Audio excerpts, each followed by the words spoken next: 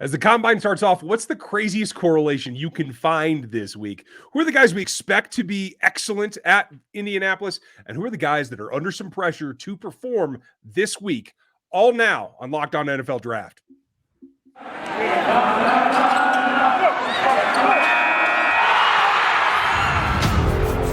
You are Locked On NFL Draft, your daily podcast covering the NFL Draft. Part of the Locked On Podcast Network, your team every day.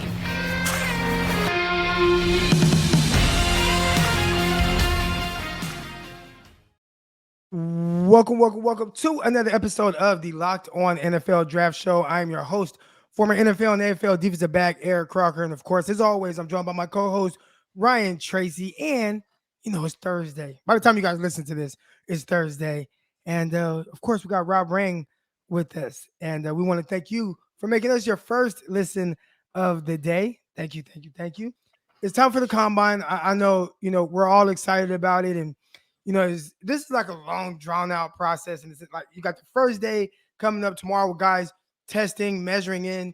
They're going to be on the field, going to be doing all that stuff.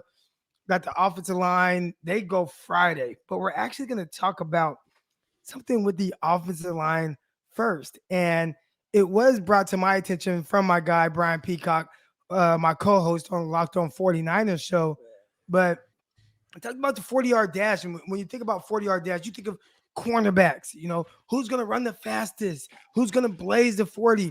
We talk about receivers, and everybody wants these receivers to run extremely well.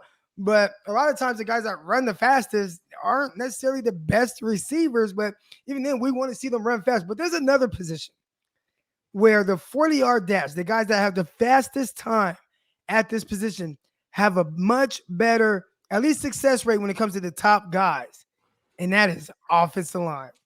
All right, so Ryan, do you have in front of you the top five guys? I'm just missing one guy. I got four of the five. I'm looking over the last 5, 6, 7 years, and there's a couple of guys that stand out, but I know some of the classic case, and I know you want to point out a 4.81 from Trent Williams. Yeah, that really is probably the mark to hit. There's some guys more recent that have been close, but that's just incredible. And it's not something like, did you correlate, right? It's the craziest thing because you don't see them do this on the field, but it is a testament to overall athleticism. It's something that's baked in when I do my metrics, but it's very, very slight. And I might even have to look at changing that now when I go all about evaluating how they move. So real quick, and then I know Rob has a story to tell us as well. The top, I'm missing one guy, but the top four, here's four out of the top five guys, and I believe these are in order 1 through 4. Armstead, that came from Grambling State, believe he went to the Saints. Lane Johnson, Joe Staley, Trent Williams. Those are the fastest guys at the offensive line position since the year 2000. So this is a large sample size and also a small group of these guys and how they've kind of played out. But just the fastest guys at the position, they're all pretty damn good. They're pretty damn good. And, Trent Williams, he's a monster. Joe Staley, monster. Lane Johnson, Armstead. I mean, these guys are good football players. Rob, do you think there's any correlation to, what we're going to see Friday when some of these guys run? Is it as simple as saying the offensive linemen that run the fastest Friday morning, those guys are going to be the best professionals?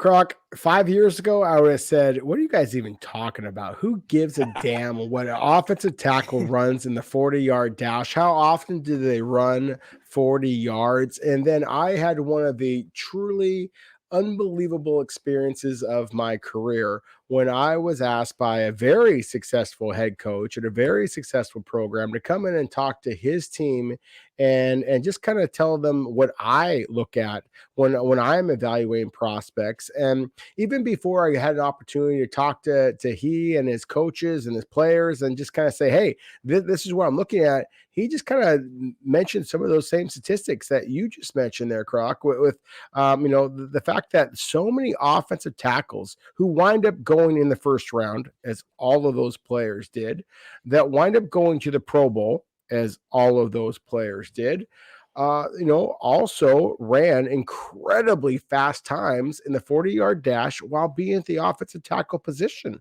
And I think that when we think about 40-yard dashes, we think about running backs, we think about wide receivers, think about cornerbacks.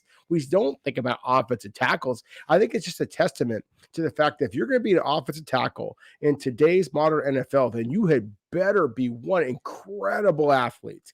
And obviously, if you are going to be able to sustain that type of speed, almost Olympic caliber speed at 300 plus pounds, then you truly are one of those elite athletes that can handle trying to block against guys like the Von Millers or whoever the case might be of the elite pass rushers in today's NFL. So to me, that is one of the fascinating things about that.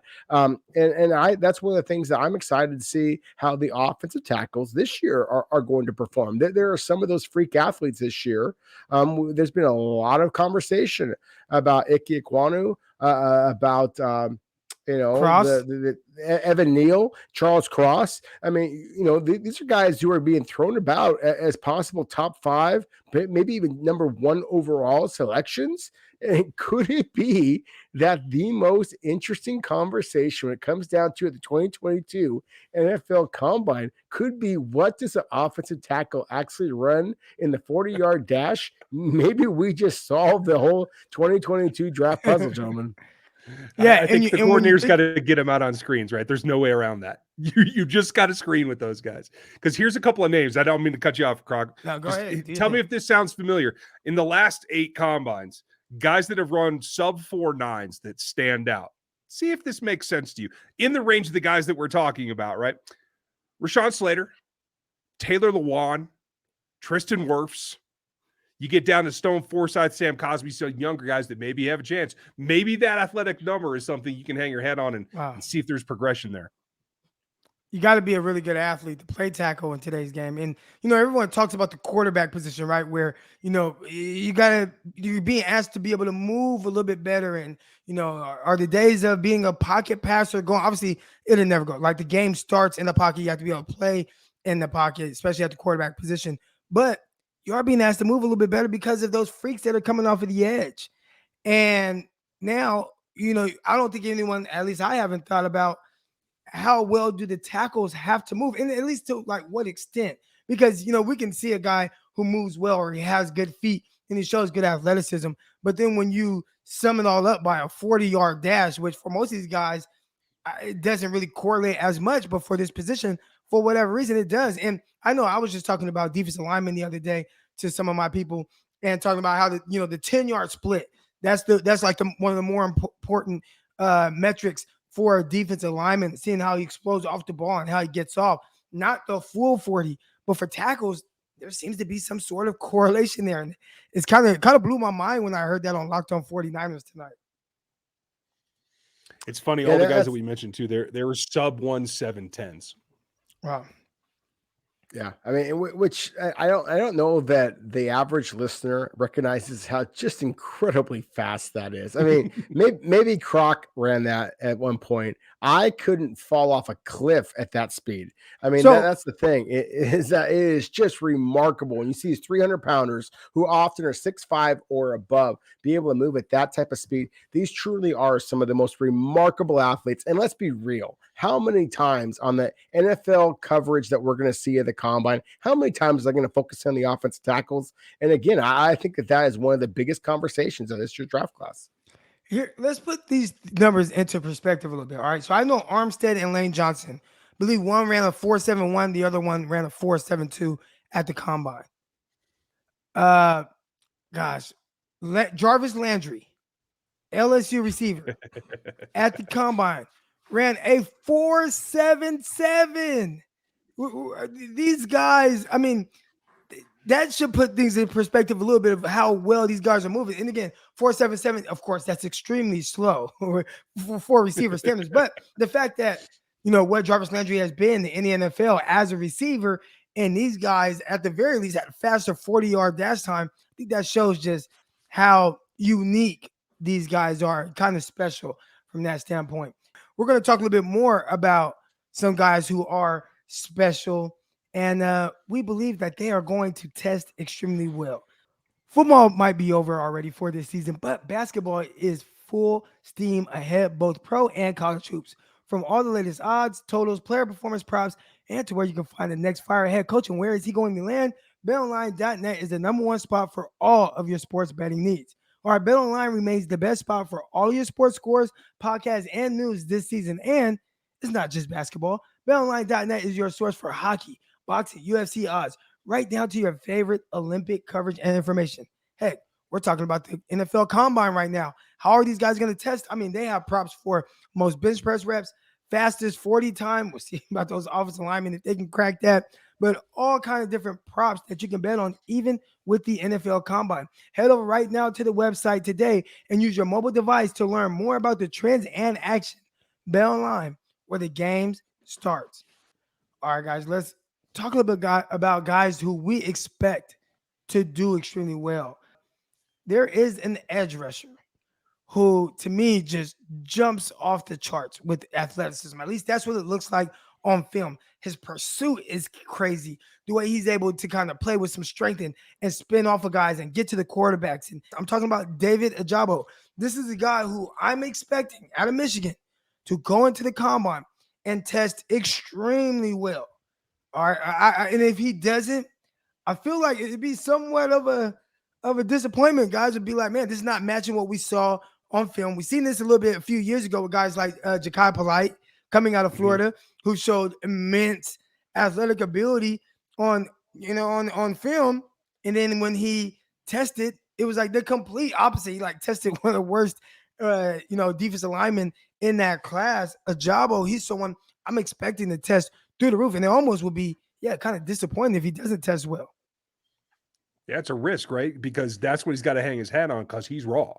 Because he needs time to develop. He has to rely on that athleticism. So if he didn't, I don't think that takes away from the film. I wonder who in the league is really going to knock him down a round or something like that. Is he going to drop a few places? Possibly.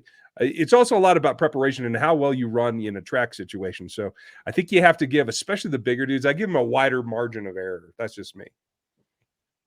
Yeah, and I love that you mentioned Ajabo, because I do very much expect him to run incredibly well, jump incredibly high for a guy who's 260 pounds. I think that he is going to justify all this talk that he's going to be a top 15 draft pick. I mean, just an unbelievable athlete. I would mention a guy in my own backyard a little bit with the cornerback Kyler Gordon from University of Washington. Now, I would argue that Trent McDuffie, the other quote-unquote other cornerback at Washington, is actually the better football player. I've talked about him before in our podcast, guys, but Kyler Gordon, to me, is absolutely a phenomenal athlete that I expect to perform very, very well here in Indianapolis. But actually, speaking of guys I expect to perform well, and we just had this conversation about 40-yard dash times, I'm going to mention the 3-cone drill and the short shuttle.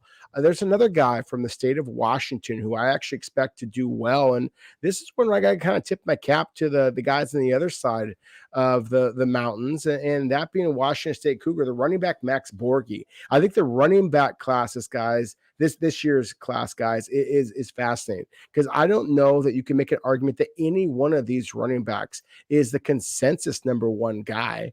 And Max Borghi, in my opinion, is the quickest. He's the shiftiest. So everybody's going to focus in on 40-yard dash times. If you are looking for a guy, maybe for some prop bets and things like that you might want to try and throw a little bit of money out there and see what they can do, I really do expect that Max Borghi, the running back from Washington State, is going to time one of the best in terms of his quickness, his change of direction, not necessarily in the 40-yard dash. Don't put a whole bunch of money on him in the 40-yard dash. I think he's going to run well. I just don't think he's necessarily going to break in the 4.4s.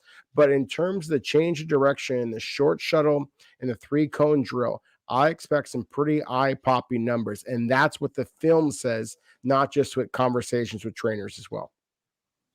It's funny, you guys made it hard on me. You left Drake Woolen just sitting out there for me to expand upon, but I'm not going to go there, because I want to give some guy a little bit more light than he gets on a weekly basis. I think one under the radar that I expect to do pretty well is Simone Clark, the LSU linebacker, because on film, you can see him accelerate a whole lot better than just a year ago, just in 2020, his film then.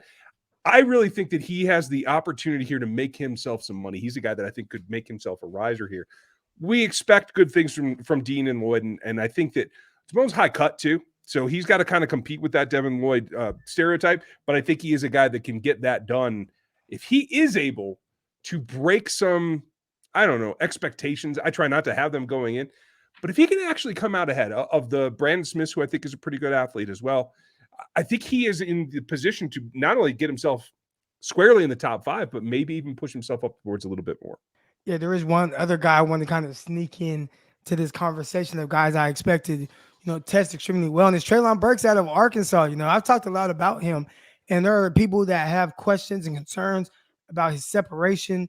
But one thing that I've learned, especially with the pass draft and what Jamar Chase was, and I didn't think Jamar Chase was the best separator. And I was curious to see, hey, how will this translate to the NFL? Well, he's explosive, and he proved to be the most explosive player from that class. So his lack of quote unquote separation didn't matter.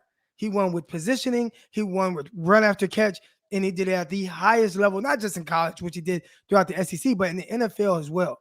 Well, Treylon Burks kind of is in that mode, not the same caliber of prospect as a Jamar Chase, but just in the sense of the way that he wins. He wins with positioning, he wins with catching the ball at the catch point, and then his ability to accelerate and just run by guys. So I think for him, people aren't maybe looking at it this way, but at 6'3", close to 230 pounds, I expect this guy to run in the high 4.3s, if not low 4.4s. When that ticker comes across that Treylon Burks runs a 4.41 or 4.40, I won't be surprised at all. I think he's a very explosive player. And that's certainly going to help him. That confirmation of what you see on film always goes a long way, right? All right, guys, but let's talk about some of the guys that will be under pressure to perform extremely well. All right, Rob, we want to start with you. These are guys who they might be under pressure for different reasons, right? I know that one of the guys I'm going to throw out there, he has to perform extremely well because he has these T-Rex arms. And I think it's going to be pivotal for him to show that he is an elite athlete to maybe overcome that. All right, but maybe what's one guy that kind of jumps out to you, Rob, where you're like, you know what? He is under a lot of pressure to perform well for, one reason or another. Well, when you mentioned T-Rex arms, I immediately thought of one of the guys who I think is among the best players in this entire NFL draft. I currently have him projected to go number 1 overall, and that being Aiden Hutchinson. I think that he is the best player in this draft. I don't give a damn what his arms are going to measure. I think the proof is in the pudding and what a dominant player that he is. But I think that the other pass rusher that has been bandied about as being the top player in this draft class has a whole deal of pressure on him, and that being Kayvon Thibodeau from the University of Oregon. I mean, I see a guy who has all of the traits that every NFL scout out there is just drooling about. But let's see what you actually got, because Kayvon Thibodeau, after a spectacular sophomore season, after flashes of his freshman season, of course, this past year with the injuries and the inconsistency that it was, there's a lot of people out there talking about like, hey, is this guy really the prospect that we think he is? There's a lot of mock drafts out there have him dropping out of the top 10. I don't think that's going to be the case after this week, however. And that's why I think that there is more pressure on Kayvon Thibodeau. You can make an argument, more pressure on him than any other player who has been invited to the Indianapolis. What I'm excited about is I think that he is absolutely going to rise to the occasion. But again, there is a great deal of pressure there. So to me, I am fascinated to see how well Kayvon Thibodeau does in terms of workouts, in terms of interviews, in terms of the entire process, because this is a guy who does have that splashy type of talent that I think justifies being selected in the top 5, maybe even number 1 overall, despite the fact that some of those shorter arm T-Rex guys like Aiden Hutchinson actually have been much more productive over their respective careers. I tell you what, that whole T-Rex thing just makes me chuckle every time. It's just such a moniker that I think is hard for guys to shake a lot. And so can you overcome it? Yeah. Blaze in your change of direction. Do things that allow you to overcome what you think is a minus in that arm length. I'm going to cheat here, and I'm going to take a whole position group, because will the tight end number 1 please stand up?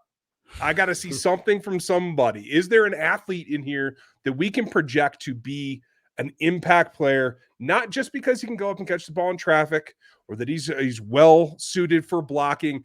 I tend to think that it's going to be someone like like Ruckert or Otten or someone along those lines that maybe isn't at the top of the depth charts right now, the rankings, but I got to see somebody grab it and go say, hey, I am the athlete in this position group in this draft.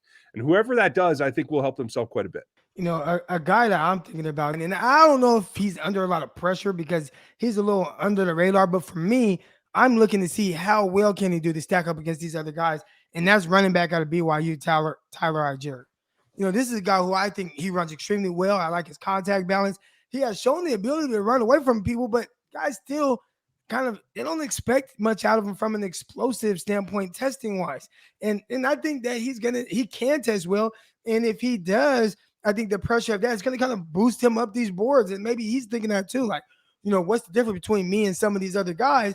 Guys just maybe because I played at BYU, they don't think I'm going to test as well. So I think Tyler Ajabo, running back out of BYU, he's under a little pressure because of that. And one other guy, Coby Bryant, cornerback out of Cincinnati. You know, he played opposite Sauce Gardner. Sauce Gardner gets all the attention. He gets all the love. Coby Bryant actually was a Jim Thorpe Award winner. That's the best defensive back in the nation.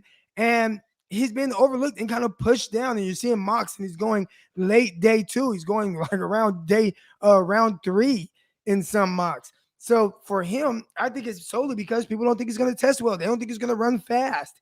And after winning the Jim Thorpe Award winner, again, playing opposite Sauce Gardner, I think there's a lot of pressure on him to perform well. And if he does, it's going to boost him up some boards. But if he doesn't, and he does maybe what people think that he'll do, I mean, we're talking about a late day 2 guy. And I think he's better than that on film. Yeah, I love that you just mentioned Tyler Ajabo. I think that to me, he is one of the more fascinating guys in this draft class in terms of what does he run. Because you're right, Crock. I mean, there are a number of games you watch him. I mean, I was scouting Zach Wilson a year ago. I was like, who the heck is this running back? I mean, he's the guy.